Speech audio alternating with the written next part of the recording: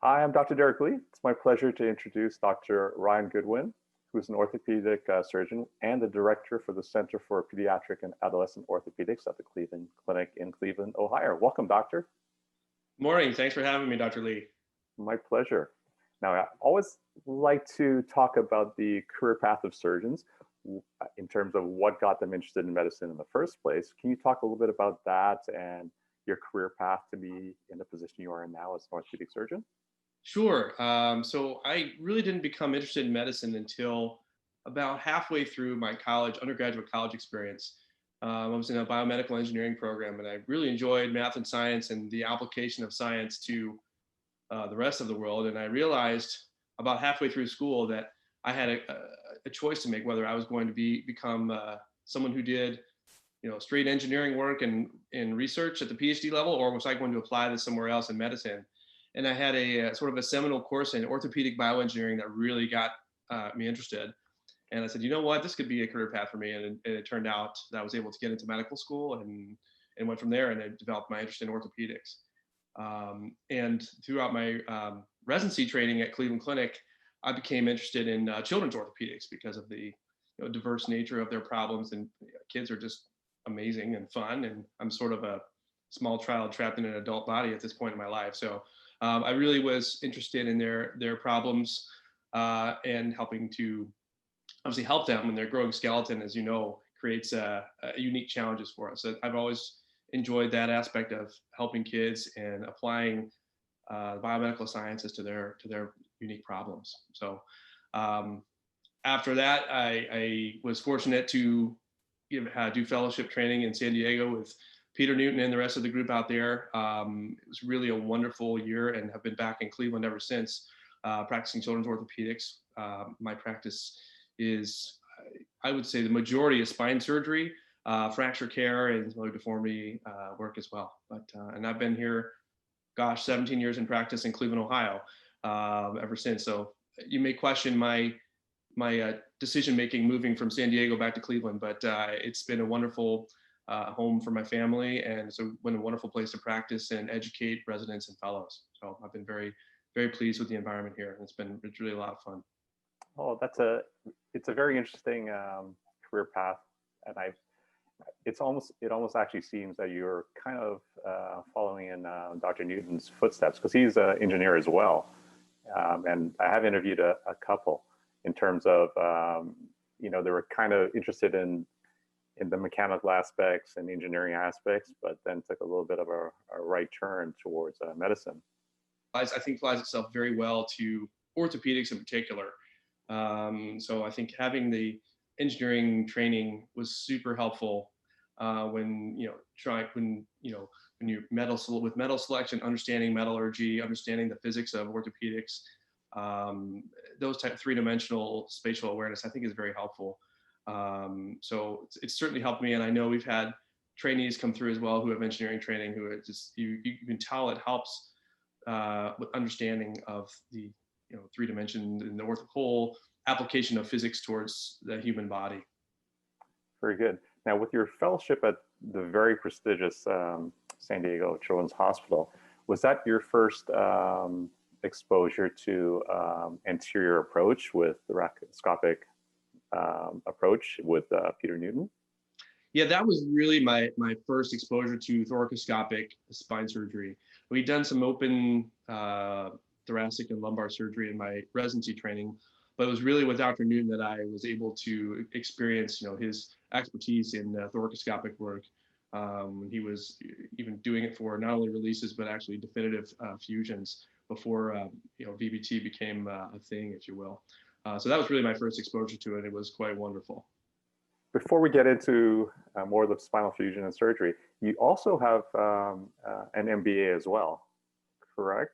That is true. I recently did the executive MBA program at Weatherhead at Case Western, which has really been, it was a wonderful experience. It sort of opened my eyes to a lot of things outside of medicine and how the business and management side of medicine really works. Because if you think about it, most physicians and surgeons go through this very direct pathway through undergraduate school, medical school, residency training, fellowship, and practice, and there's not a whole lot of education on the business side of medicine or the management of people. And I think it fell at a really nice time in my career where I had an understanding of how the hospital system works, but now I have a much greater understanding, so I could use or sort of absorb the MBA type training and see how it applies to the world of medicine. It does help with different perspectives, doesn't it? And absolutely. And you do seem to be a bit of a Renaissance surgeon, because I was talking to actually one of your patients in terms of doing research on you, and you also are part of a band as well, right? Oh boy. Skin and Bones, right? Yes. So I have been involved in this cover band ever since I was a resident. We've had different iterations of the people in the band, and unfortunately, recently with the pandemic, we haven't been able to play at many venues live. But it's been a very wonderful outlet for me outside of medicine to interact with people and enjoy music, because I think music is a wonderful part of life, and it can sort of galvanize people of all different types. So I've really enjoyed that part of my life, and it's funny because my parents, when I was a child, I grew up playing classical piano. So I think they're still proud of me, even though I'm not playing classical piano all the time. But it's sort of evolved into this mostly rock and roll, but all types of music that I'm able to participate in. But it's not specifically sitting down playing Beethoven or Chopin all the time. But it certainly was a great foundation for it. Oh, it's fun. And well, music is so mathematical anyway, right? Indeed. And also, I will say the early piano training does help with manual dexterity, which I oftentimes will, when we interview residents and fellows, those who have played music for a while, they tend to, that dexterity tends to translate in the operating room. So that certainly is not a harmful thing for me. Well, that's interesting. I've never thought of that connection before. Okay.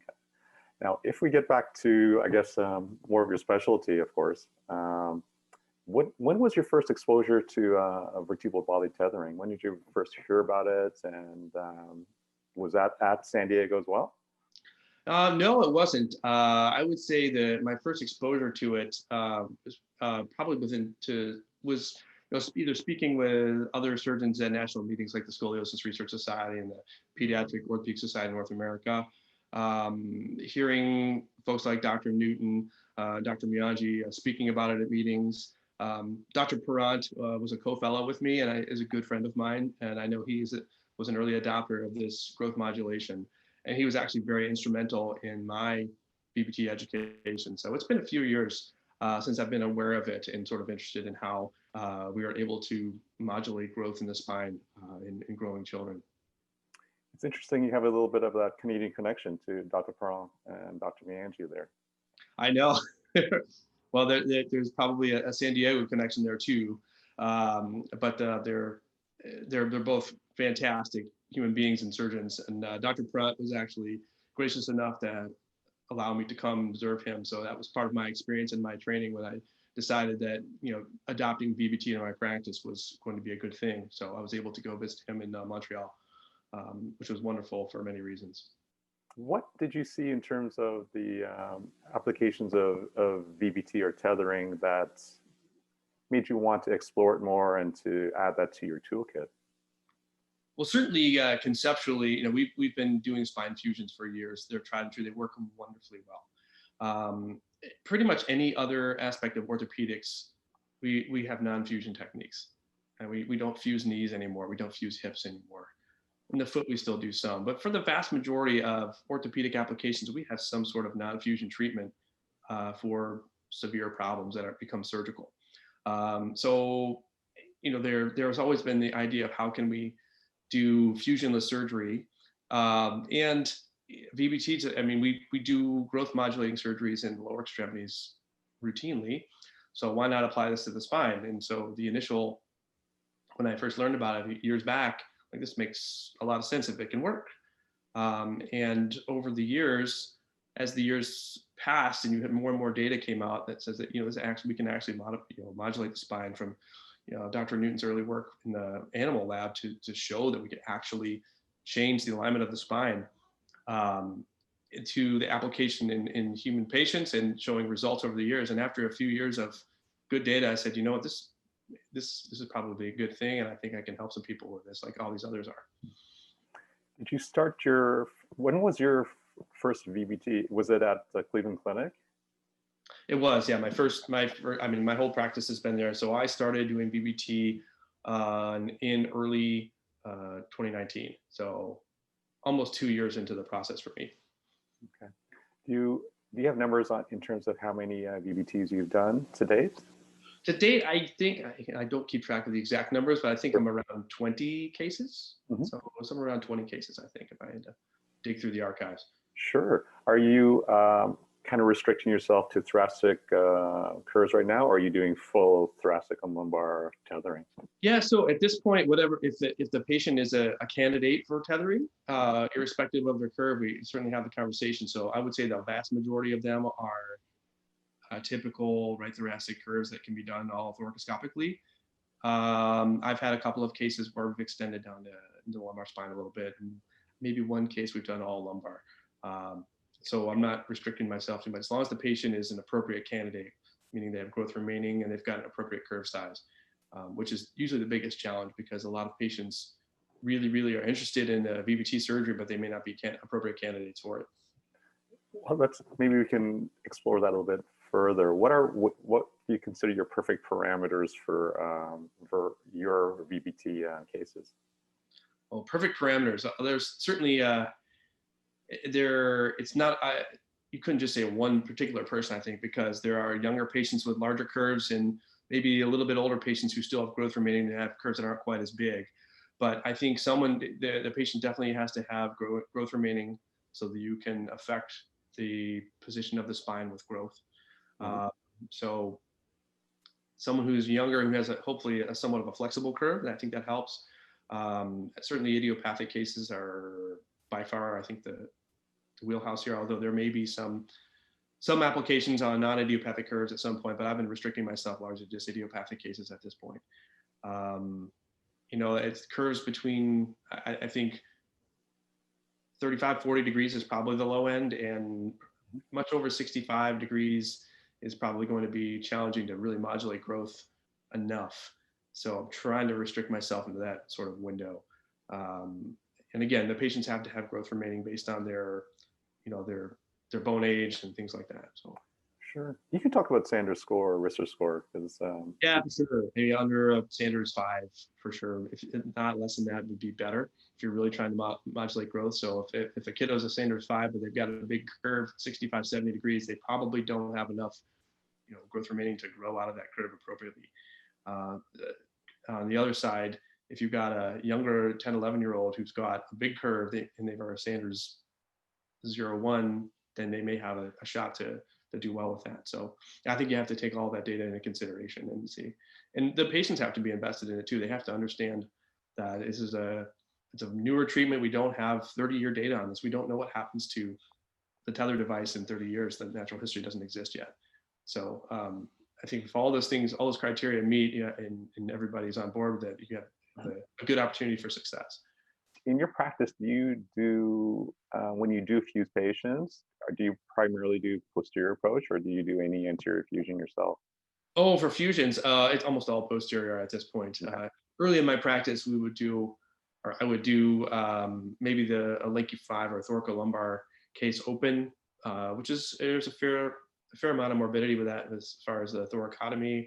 But they worked reasonably well. But now I think it's fairly clear that you can achieve the same results posteriorly without opening the chest.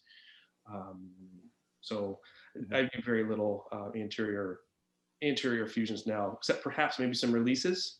You know, a very big stiff curve, we'll do some thoracoscopic releases and then do a posterior fusion.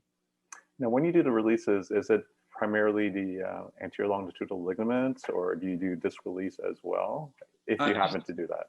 Yeah, I usually do disc releases as well. I think and I would say that's fairly infrequent. But if you got a patient with a big curve you're going to fuse in there, I think it can help, you know, maintain some flexibility and help their correction. Okay. Now, a question I'm always interested in is, with respect to VBT, is that let's say you have a hypothetical, 50-degree curve. uh, do you find that in the operating room that patient positioning is produce the greatest correction first, then when you do the tethering and tensioning, that kind of fine tunes it? That's a great question. And I think the answer is yes, but it depends. It depends on the flexibility of the patient's curve. It also depends on how you position the patient. And I've learned a couple of tricks from, let's see, like my mentors like Dr. Miyanji, and talking to him, Dr. Samdani, and Dr. Parent, Dr. Newton, who some things you can do, like bump placement under the pelvis, I think helps when so you'll get some correction in many cases just by having the patient on their side. And I think in addition, the tether device does, when you do apply the tension on the tether device, you do of course get additional correction. Then you can also have an assistant apply some force as well while you're doing it, if that's necessary. In some cases, you don't want to put that much correction on there. It really depends on what you're doing, but you can definitely get some correction with positioning for sure. Now, with going again back to that hypothetical 50-degree curve, and let's say the patient has at least a couple of years growth, 1 or 2 years growth remaining. It seems that VBT surgeons tend to try and correct to maybe about 50% of that, and with growth modulation, hoping for maybe 10, 15% additional correction. Is that your perspective as well? It's a sound thought process. I think most of us would use. And I think the 50% depends on, again, how much growth remaining. If you think the patient only has about a year of growth remaining and you're maybe at the end of their tether window, you might try and get as much as you can. Whereas someone else if they got a 50-degree curve, but they may have a little bit more growth remaining, you'll probably go for less.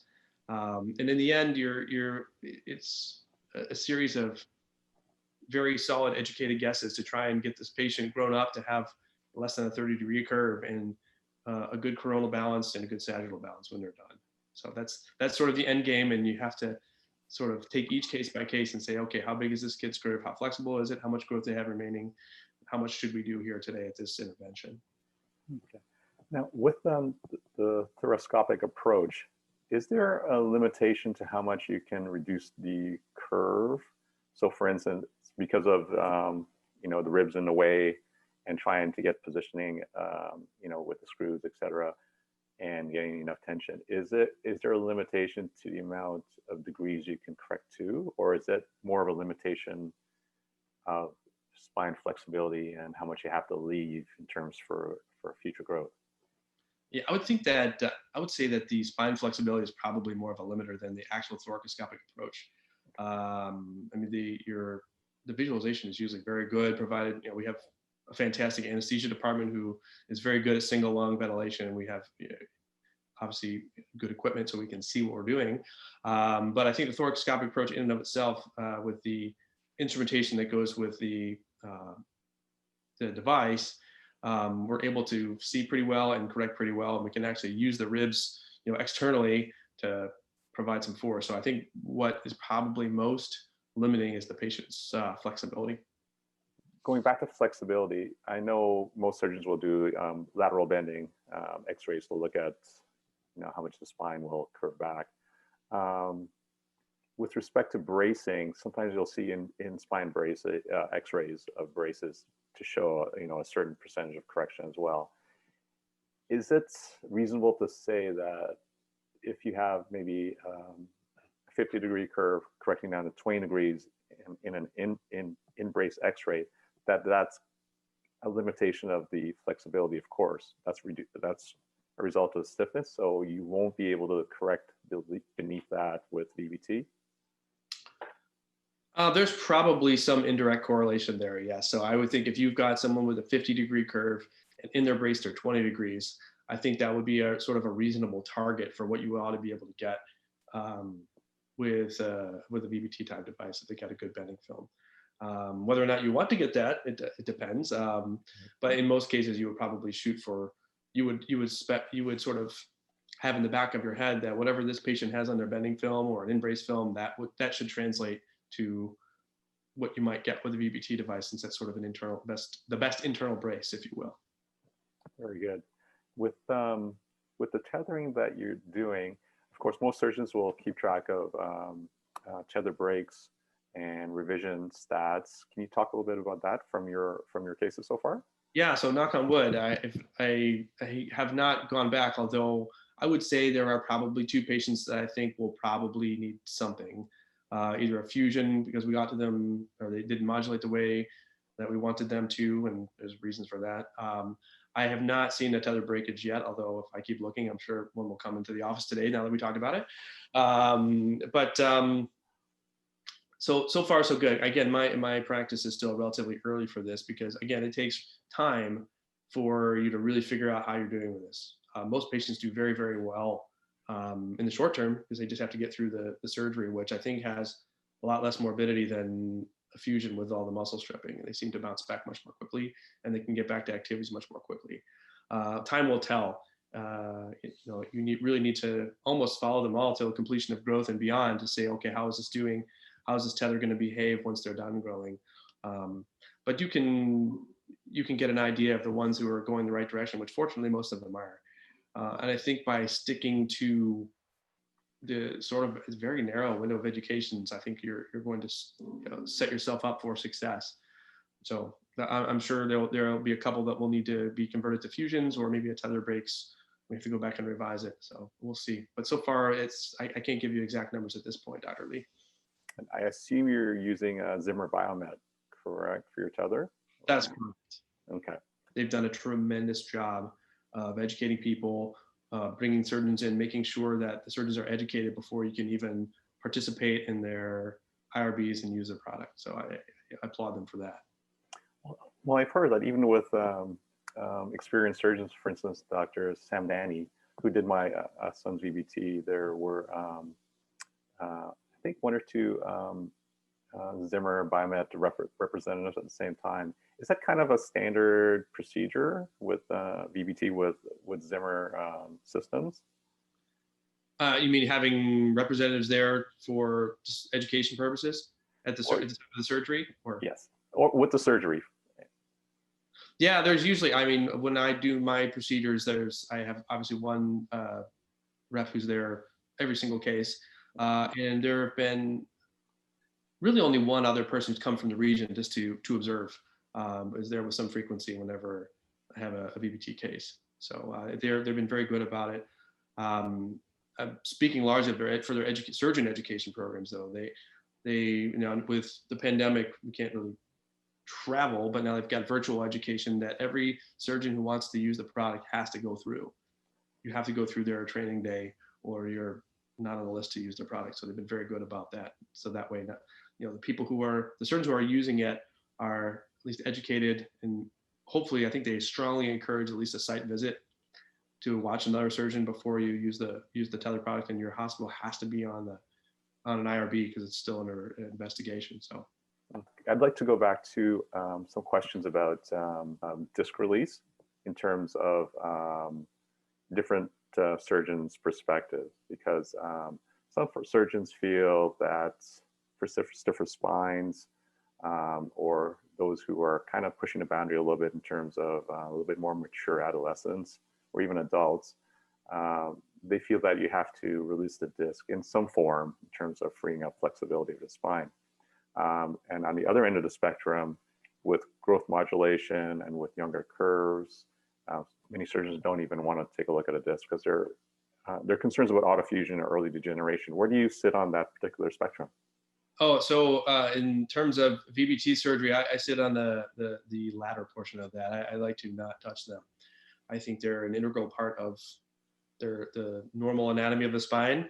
I don't know. It probably does if you were to release the disc. I have not done that in a VBT case. If you were to release the disc, I suppose you could probably get some additional correction. But I think the disc is there for a reason. It's part of the normal anatomy, and I would try and preserve that. If you're not doing any sort of fusion. Now, if you're doing a fusion, I think then yes. Then if you want to do some releases to help, like I mentioned in my earlier cases, I think that's one thing. But in terms of growth modulation, I think preserving the discs and preserving the growth centers that are there adjacent to the discs are probably important. So I do have very limited dissection with my VBT surgery, as far as cauterizing the segmental vessels and basically making a nice landing point for the screw devices, screws and staples. As far as some people, I think, open up the pleura fairly openly and try and close it. I'm a minimalist on that. I think this, less is more in this case, and I would try not to disturb the discs. With respect to revisions, is it difficult once you have the thoracoscopic approach to go back in again in terms of, is there scar tissue between the lung and the pleura and the rib cage, or I'm confused. Some people say yes and some say no. It depends. You could have, and I've gotten most of my education from guys like Dr. Parant and Dr. Bianchi who talk openly about it, but there are some cases where you can see a very minimal amount of scar, and sometimes it's like, oh my gosh, I can't see a darn thing in here. It can be very, very, very challenging and take hours to debulk scar tissue before you can revise it. So it's a toss up. So it could be, you have to be prepared for the worst in every case. Interesting. If there's too much scar tissue, or has there, I guess there must be cases where there's too much scar tissue and the surgery has to be kind of re-strategized. What happens in that case? Do they go towards more of like a mini open in order to get access? Yeah, I think you have to have, as any surgeon, you have to have not only plan A, but plan B, C, D, E, F down the line. So if you are in a position where you cannot accomplish your goal safely, you have to pivot and change gears to something else, whether that's some open approach, getting assistance from colleagues in other disciplines, whatever it takes. Do you have any perspective on, I don't know if you do any kind of double tethers at this point in terms of trying to perhaps, reduce tether breaks, which is an issue. And it's great that you haven't had any so far. Knock on wood, I don't want to myself. But no, I haven't. I know some have used double tethers just to create a more robust construct. I have not done that yet. It's actually, I know people surgeons have been doing it. It's sometimes even challenging, and some of these kids are so small you barely have room for one screw, especially up in the upper thoracic levels. Like your T5 can be pretty small to accept the staple and the screw. So lower down is certainly possible, but I have not had any experience with any double tethers at this point.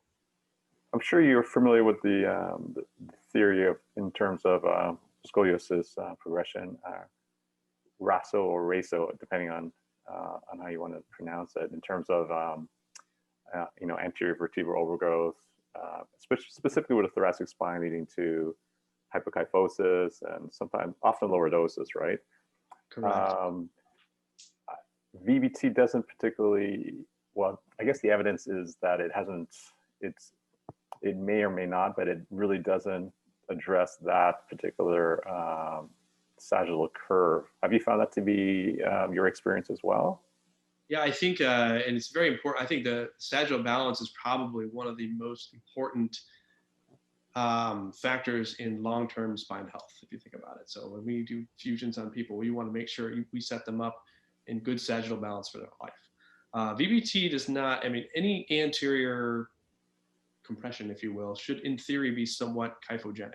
So it should create a little bit of kyphosis, but not nearly, VBT doesn't do, I think, nearly what we are capable of doing with posterior constructs and fusions to restore the kyphosis that needs to happen. Because as you very wisely pointed out, most of these patients have either hypokyphosis or even lordosis in their thoracic spine, especially when you are able to sort of spin all the vertebrae out and line them up in the plane they're supposed to be in.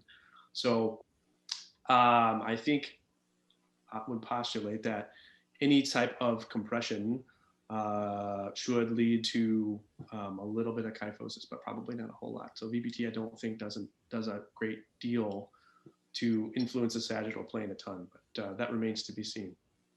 There's also been some discussion or research coming out with respect to disc maturation, disc wedging, because during the growth spurt of adolescence, things are changing rapidly, but you're not going to get a huge amount of bone change, except with whatever you perceive with growth modulation. And there seems to be more information coming out with respect to disc wedging, and in terms of trying to see if the disc can hopefully be changed somewhat as the disc matures.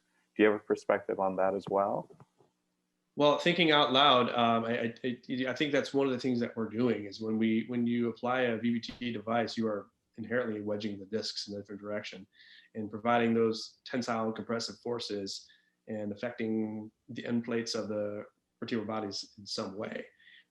It would be interesting to see, and perhaps these studies exist or will exist, changes in bone morphology, 5 years post VBT. Are we affecting the actual shape of the vertebral bodies as we modulate growth, or is it just holding the discs open and getting the curve to stay at a magnitude where it won't be a problem later in life? It'd be interesting to see that. So I'm sure we probably do some of both, depending on how much growth is remaining for the patient. Okay. Now, some surgeons feel that, well, I would say most feel that the spine, cervical, thoracic, lumbar, everything's interconnected, right? But others feel that they are individual motion areas by themselves, and that perhaps, because my concerns as well is that if you tether a spine and it's still quite kyphotic or hypokyphotic, that's going to produce, oftentimes kyphosis in the cervical spine, lordosis in the lumbar spine. I guess it's just a compromise, right, in terms of trying to see what you can do with a VBT and trying to avoid fusion at this point. I think you're pretty spot on there. We do know that any alteration in the thoracic sagittal balance, you're going to compensate for it elsewhere. Perhaps having a VBT as opposed to something rigid like a fusion allows a little bit more play in one's day-to-day life and their sagittal balance. But you're absolutely correct. Whatever we do as surgeons to alter the sagittal balance or the thoracic spine, it affects the rest of the spine, which I've been preaching that to our residents for years on fusions. We are going to set this person up with sagittal balance for the rest of their life just by working on their thoracic spine, and that affects their lumbar lordosis, pelvic incidence parameters, which we know need to be within a certain window to be harmonious. So with VBT, I don't think we know exactly what. Again, we have no long-term stuff on any of this, but theoretically, if we're unable to sort of reverse the hypokyphosis enough, that may have an effect on the adjacent portions of a patient's spine indefinitely, which we know from thoracic spine, there's a lot of fusions that have hypokyphotic thoracic spines and they're fused that way. And there's consequences of that. So I think that remains to be seen with VBT as to whether or not we are producing the same effects later on, or because there's potentially some motion there now, it may not be affecting as much. We don't know. With respect to more mature spines, because there's again a lack of long-term data on that, do you have any perspective on tethering more mature spines, even though there's no growth modulation that's going to be occurring? Yeah, I have not really done that yet. I've been trying to keep the tethering cases to those with growth remaining. Mm-hmm. I suppose you could, and people have tethered adult spines, and you can get correction on them. And again, we don't know the long-term effects of that. How if you can take someone who's got a 50-degree curve that we're confident is going to get worse the rest of their life, make it smaller with a tether. We don't know what happens if that tether breaks. Are you back to 50 degrees? What happens? So until we get some more data on that, I think I will, largely stick to those that are still growing. Although kind of like, it'd be like putting a brace in someone permanently, I suppose. So I'm really just trying to stick to those who have growth remaining. Dr. Goodwin, if you look 5, 10, 15 years in the future, because to me, it seems like these years are kind of the golden age for non-fusion surgical approaches for scoliosis. If you look in your crystal ball, what do you see happening in the future in terms of advancements and treatments? Wow, the crystal ball, and it's amazing how fast medical technology changes. Our ability to do things with less invasiveness. I think of, my father had a vascular procedure that was percutaneous, and he went home. It's this major vascular procedure that even during my training would have been a huge open operation. So our advancement of medical sciences has been tremendous. So I think, 10, 15 years down the road, certainly we'll have a lot more information on how our VBT patients are doing. Are we really affecting growth? What's the long-term effects of having this device in for many, many, many years? I think that'll be helpful. Might we develop some other, even less invasive way to either modulate growth or change how a patient's spinal alignment with or without surgery? We may discover, hopefully someone discovers the etiology. We still don't know what causes scoliosis. Maybe there's some gene or blood therapy or markers we can use to predict who's going to be a candidate, who's not. So the 10 to 15 year crystal ball in medicine is crazy. It could really lead to anything. But I will say we'll probably still have a large core of certain physicians and providers who want to make sure a patient's spinal alignment is as good as it can be for life. That's for sure. Great answer. What? You never know. The crystal ball is kind of cloudy, I guess. These days it's super cloudy. Yes, I agree. Well, Dr. Goodwin, thank you so much for taking the time to do the interview. I'm sure the viewers will enjoy meeting you, learning about your background, that you play in a band and that you're a surgeon. It's amazing the range you have. So thank you so much. Oh, it's my pleasure, Dr. Lee. Thanks so much for having me. It was a lot of fun. Thank you for all the love and support. Well, my spine used to look like this. And now it looks like this. And I have to thank this guy. Dr. Goodwin is amazing. He believed in me and I believed in him. Everybody at Cleveland Clinic Children's was amazing. They were so kind and loving and fun, and they took great care of me. I will never forget them. No singing for a couple weeks, but after that, look out. Or I'll be in my bedroom, wake me when I'm 20.